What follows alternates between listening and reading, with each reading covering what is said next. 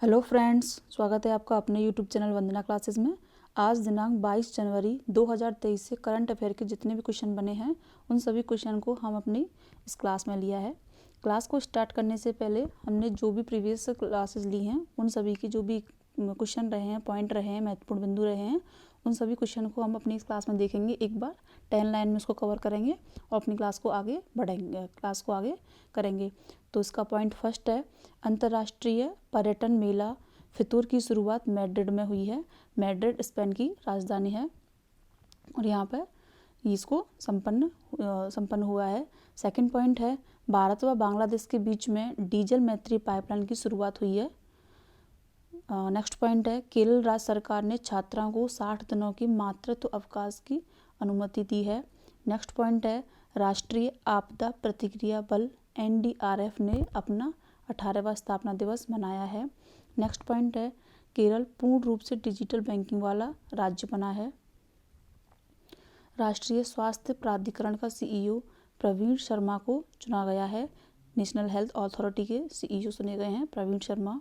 Next point है, पंकज कुमार को राष्ट्रीय सुरक्षा सलाहकार के पद पर नियुक्त किया गया है, जो कि BSF के पूर्व निदेशक भी रह चुके हैं। नेक्स्ट पॉइंट है, हॉकी संघ ने JSW को अपना ग्लोबल पार्टनर बनाया है और प्रेजेंट में हॉकी जो विश्व कप हो रहा है वो भारत के उड़ीसा राज्य के राउरकेला में हो रहा है। नेक्स्ट पॉइंट है, जालना और नागपुर महाराष्ट्र की पुलिस ने सर्वश्रेष्ठ पुलिस यूनिट का अवार्ड जीता है, पुरस्कार जीता है। एंड नेक्स्ट पॉइंट है, भारत व अमेरिका के बीच में TRF की जो बैठक हुई है वो 9 से 11 जनवरी को संपन्न हुई है और यहाँ पे भारत के जो वाणिज्य मंत्री हैं पीयूष गोयल, उन्होंने इसमें हिस्सा लिया था। प्रीवियस क्लासेस की जो महत्वपूर्ण बिंदु रहे हैं उनको करने के बाद में हम अपनी जो 22 जनवरी 2023 की करंट अफेयर क्लास है उसको कंटिन्यू करेंगे।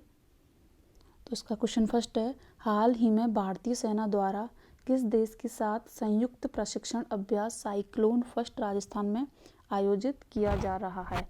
तो साइक्लोन फर्स्ट भारत और मिस्र के बीच में आयोजित किया जा रहा है और इसको राजस्थान के जैसलमेर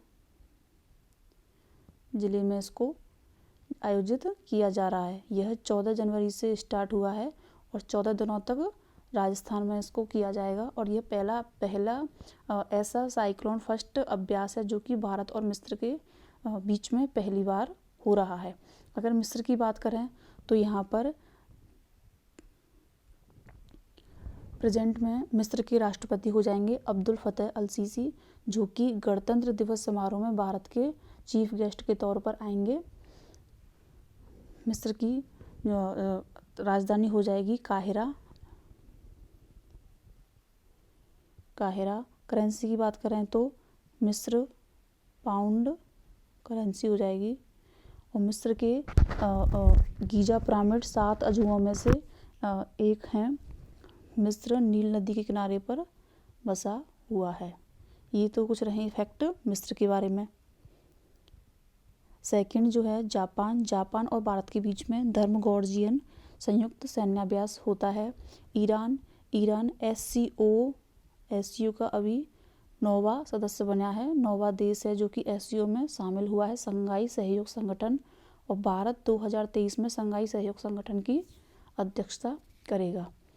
इराक में मेसोपोटामिया की सभ्यता है इराक में, तो उसका राइट आंसर हो जाएगा ये है मिस्र। एक चीज़ और है कि मिस्र में अभी COP27 का आयोजन हुआ था और मिस्र को नील नदी का वरदान भी कहा जाता है। तो ये कुछ फैक्ट थे जो मिस्र के बारे में थे।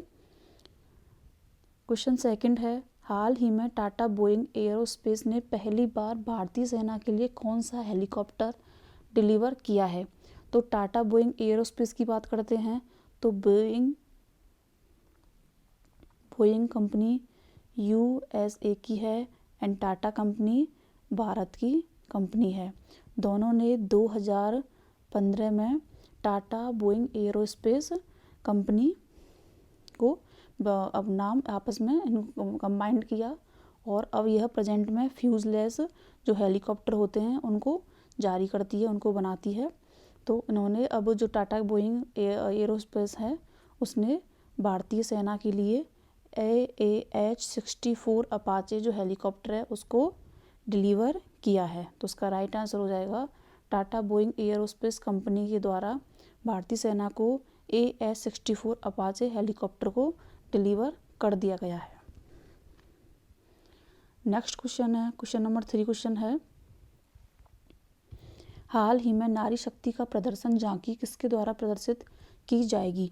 तो उसका राइट आंसर हो जाएगा ये है भारत की नौसेना के द्वारा नारी शक्ति का प्रदर्शन झांकी को प्रदर्शित किया जाएगा।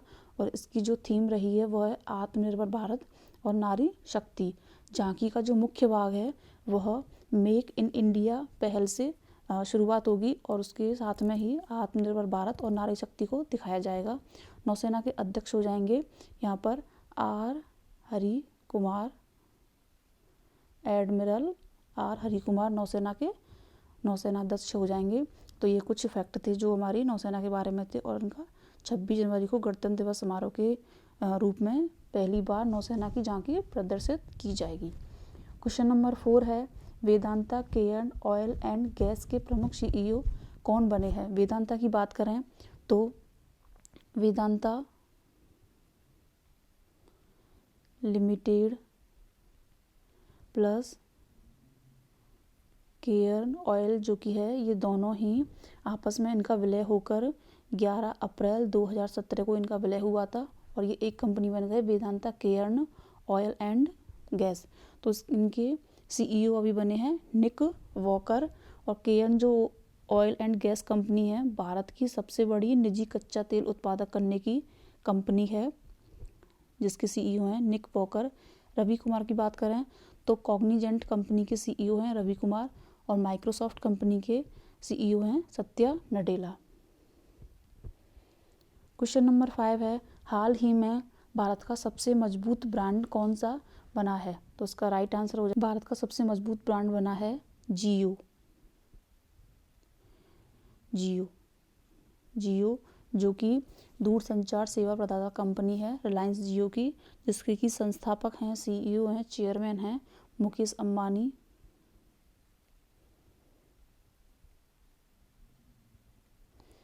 अगर जियो के बारे में और बात करें तो ब्रांड सुरक्षा सूचकांक 2023 में मुकेश अंबानी भारत में पहले स्थान पर रहे हैं।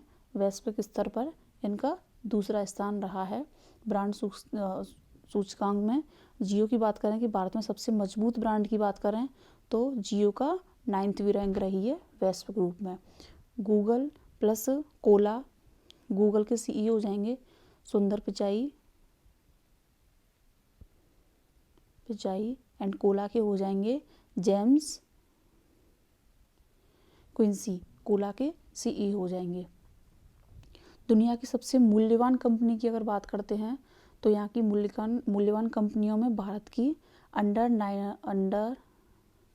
100 में भारत की टाटा कंपनी ने अपनी जगह बनाई है और भारत की IT टैंक कंपनी में इन्फोसिस कंपनी ने अपनी अंडर 150 में अपनी जगह बनाई है।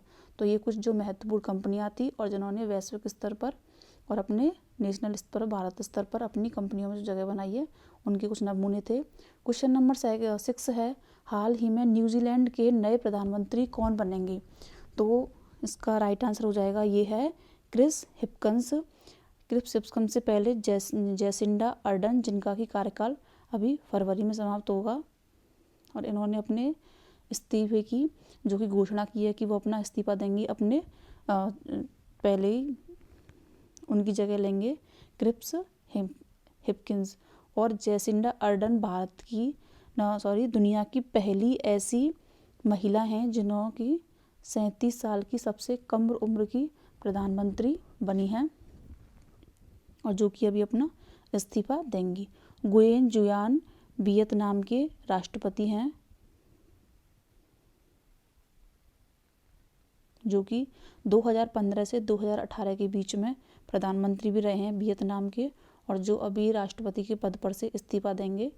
और राष्ट्रपति का पद इन्होंने 2 साल तक इन्होंने अपना कार्यकाल किया था राष्ट्रपति पद पर और ये अभी प्रेजेंट में अपना इस्तीफा देंगे।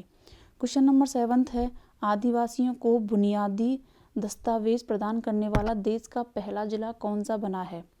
इसका राइट आंसर हो जाएगा ये है केरल का वायनाड जिला बना है, जो कि आदिवासियों को दस्तावेज प्रदान करने वाला देश का पहला जिला बन गया है।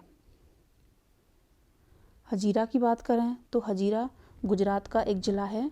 यहाँ पर मुकेश अंबानी, जो कि रिलायंस इंडस्ट्रीज़ के चेयरमैन हैं, देश का पहला व विश्व का सबसे बड़ा कार्बन फाइबर प्लांट लगाने जा रहे हैं। मलप्पुरम की बात करें तो मलप्पुरम केरल का एक ज़िला है, जहाँ के पय्यनाड स्टेडियम में 12 घंटे लगातार 4000 पेनल्टी किक लगाकर केरल राज्य को गिनीज वर्ल्ड रिकॉर्ड में शामिल किया गया है। तो केरल के बारे में कुछ इम्पोर्टेंट फैक्ट पढ़ लेते हैं। केरल पूर्ण रूप से डिजिटल बैंकिंग वाला भारत का पहला राज्य बना है। सेकंड है, दुनिया का पहला पाम लीफ पांडुलिपि संग्रहालय केरल में खुला है। केरल राज्य को गिनीज वर्ल्ड रिकॉर्ड में शामिल किया गया है और केरल के कुमारकोरम बेप्पुर जिले को दर्शन 2.0 योजना के तहत विकास के लिए चुना है। एंड थर्ड है, केरल की पुलुमपारा पंचायत क्षेत्र को पहली डिजिटल पंचायत बन गई है, जो कि केरल की है। तो केरल इतनी तरक्की पर है और केरल के इतने सारे महत्वपूर्ण पॉइंट हैं जो कि परीक्षाओं के बेसिस पे बड़े ही अच्छे प्रश्न हैं। क्वेश्चन नंबर 8 है, भारत ने किस देश को खेल के लिए $40 बिलियन की सुविधा प्रदान की है? तो भारत ने अपनी जो नीति अपनाई है पड़ोसी देशों के लिए, fit India and Khelo India की जो नीति है उसे पड़ोसी पहले नीति के तहत इसको अपनाया है और यह इनको सुविधा प्रदान की जाएगी। और इस सुविधा के लिए 40 अरब जो मिलियन डॉलर की सुविधा प्रदान की गई है वह भारत का पड़ोसी देश है मालदीव, इसको यह सुविधा प्रदान की गई है। अगर मालदीव के बारे में बात करें तो मालदीव के प्रेजेंट टाइम पर राष्ट्रपति हो जाएंगे इब्राहिम मोहम्मद सोलेह और मालदीव की राजधानी हो जाएगी माले, करेंसी हो जाएगी मालदीव रुफिया। तो ये कुछ जो कि मालदीव के बारे में कुछ इम्पोर्टेंट जानकारी थी। क्वेश्चन नंबर 9 है, हाल ही में स्वदेशी आत्मनिर्भर मोबाइल OS भरोस किस संस्थान के द्वारा लॉन्च किया गया है? ऑप्शन फर्स्ट है IIT मद्रास, सेकंड है IIT कोलकाता, थर्ड है IIT दिल्ली एंड फोर्थ है इनमें से कोई नहीं। तो इसका राइट आंसर हो जाएगा ये है IIT मद्रास के द्वारा भरोस जो मोबाइल OS ऐप है उसको लॉन्च किया गया है। मद्रास इंस्टीट्यूट जो कि तमिलनाडु में है, तो तमिलनाडु के बारे में कुछ हम जानकारी ले लेते हैं। IIT मद्रास में सारंग महोत्सव का आयोजन किया गया, जो कि भारत का पहला इतना बड़ा महोत्सव है जिसमें कि सभी छात्र छात्राओं ने भारत के सभी छात्र छात्राओं ने इसमें भाग लिया था। सेकंड है, तमिल लेखक अन्नामलाई को कुवेम्पु पुरस्कार प्रदान किया गया है। थर्ड है, तमिलनाडु के राज्यपाल RN रवि ने तंजावुर में ऑक्टेव 2023 का उद्घाटन किया है। थर्ड है, तमिलनाडु सरकार ने राज्य कर्मचारियों के DA को 4% बढ़ाया है। एंड फोर्थ है, तमिलनाडु में सरकारी नौकरियों के लिए तमिल भाषा का पेपर पास करना अनिवार्य कर दिया गया है। तो ये कुछ फैक्ट जो तमिलनाडु के बारे में थे उनको हमने यहाँ पर पढ़ा है। क्वेश्चन नंबर 10 है, देश का सबसे गहराई में स्थित मेट्रो स्टेशन कहाँ बनेगा?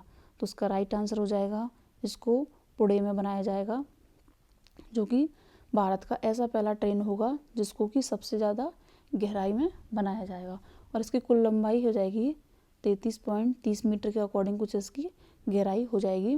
पश्चिमी बंगाल की बात करें तो पश्चिमी बंगाल में 30 दिसंबर 2022 को प्रधानमंत्री नरेंद्र मोदी के द्वारा यहाँ पर पहली वंदे मातरम ट्रेन को चलाया गया था। नागपुर मेट्रो ट्रेन के बारे में बात करें तो नागपुर मेट्रो ट्रेन पहली ऐसी ट्रेन है जिसको कि गिनीज वर्ल्ड रिकॉर्ड में अपना नाम दर्ज करवाया है और 8वीं वंदे मातरम ट्रेन जो कि सिकंदराबाद से विशाखापत्तनम के लिए चलाई गई थी। तो ये कुछ फैक्ट थे जो कि ट्रेनों के बारे में थे। क्वेश्चन नंबर 11 है, 8वें विज्ञानिका साहित्य महोत्सव 2023 का आयोजन कहाँ किया जाएगा? तो 8वां जो विज्ञानिका महोत्सव है उसको India international science festival FESTIVAL के द्वारा इसको कंडक्ट करवाया गया था और इसलिए इसका नाम विज्ञानिका विज्ञान साहित्य महोत्सव है। इसको भोपाल के, अगर यहाँ पर इसको भोपाल में कंडक्ट करवाया जाता है, अगर भोपाल की बात करें तो भोपाल के मौलाना आज़ाद प्रौद्योगिकी संस्थान में इसको आयोजन किया जाएगा। 8वें विज्ञानिका साहित्य महोत्सव 2000 का। अगर इसके संस्करण की बात करें तो संस्करण हो जाएगा यहाँ पे 8वां। क्वेश्चन नंबर 12 है, हाल ही में किसने स्नूकर ओपन क्राउन का खिताब जीता है? ऑप्शन फर्स्ट है आदित्य मेहता, सेकंड है लक्ष्मण रावत, थर्ड है आदित्य चटर्जी एंड फोर्थ है इनमें से कोई नहीं। तो इसका राइट आंसर हो जाएगा ये है लक्ष्मण रावत। लक्ष्मण रावत ने नेशनल स्नूकर ओपन क्राउन का खिताब अपने नाम पर कर लिया है। आदित्य मेहता की बात करें तो आदित्य मेहता यहाँ पर इनसे सेकंड स्थान पर रहे हैं और लक्ष्मण रावत ने ये खिताब जीत लिया है। क्वेश्चन नंबर 13 है, हाल ही में किसके द्वारा समुद्री अर्थव्यवस्था और कनेक्टिविटी केंद्र स्थापित करने की योजना के समझौते पर हस्ताक्षर किए गए हैं? तो ये है ऑप्शन फर्स्ट है IPA, सेकंड है RIS या फिर उपरोक्त दोनों एंड फोर्थ है इनमें से कोई नहीं। तो IPA मीन्स होता है भारतीय बंदरगाह संघ एंड RIS मीन्स होता है विकासशील देशों के लिए अनुसंधान और सूचना प्रणाली, जिसका कि जो हेड है वो नई दिल्ली में, हेडक्वार्टर नई दिल्ली में स्थित है भारतीय। और इसका जो प्रमुख कार्य है वह कि RIS के तहत वैश्विक व क्षेत्रीय आर्थिक तौर पर नीति संवाद व क्षमता के माध्यम से इनको बढ़ावा देना है। IPA की बात करें तो IPA का गठन 1966 में होता है। यह जहाजरानी के नियंत्रण में आता है। यह पोत जहाजरानी मंत्रालय के नियंत्रण में आता है और यहीं से यह कार्य करता है। इसका कार्य है कि IPA का सभी बंदरगाहों का विकास करना,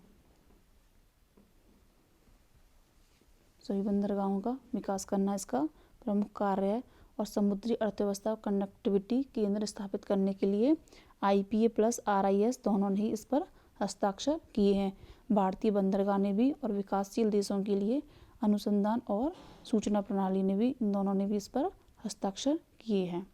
क्वेश्चन नंबर 14 है, हाल ही में किस स्मॉल फाइनेंस ने समावेशी वित्त पुरस्कार जीता है? तो स्मॉल फाइनेंस बैंक है ESAF, इसाफ। इस बैंक ने अभी स्मॉल फाइनेंस बैंक का पुरस्कार जीत लिया है।